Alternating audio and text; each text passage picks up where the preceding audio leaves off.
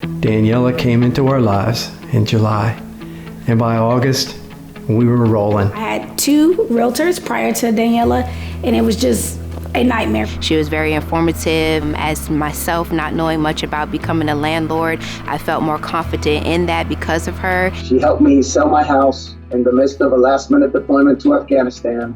I was able to concentrate on the mission at hand and not worry about anything back home. We got discouraged there for a little while. We were looking at houses. Contract was on it, it was gone. But Daniela really won't let you get discouraged. She'll keep working.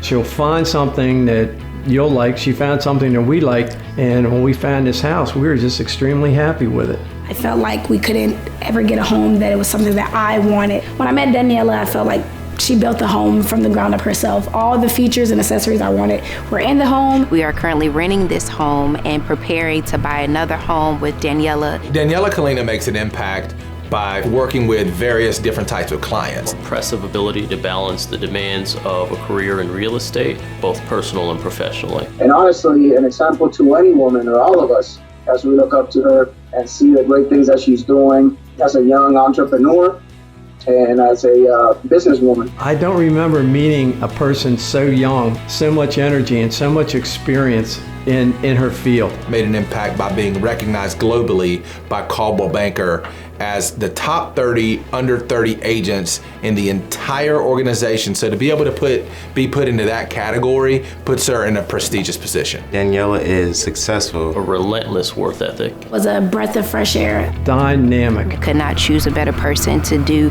this chapter of real estate with. My nightmare turned into a dream. So always thank you, Daniela. I'm Daniela Kalina. Whether you're looking to buy, sell, rent, or invest, my team and I are here to help you every step of the way.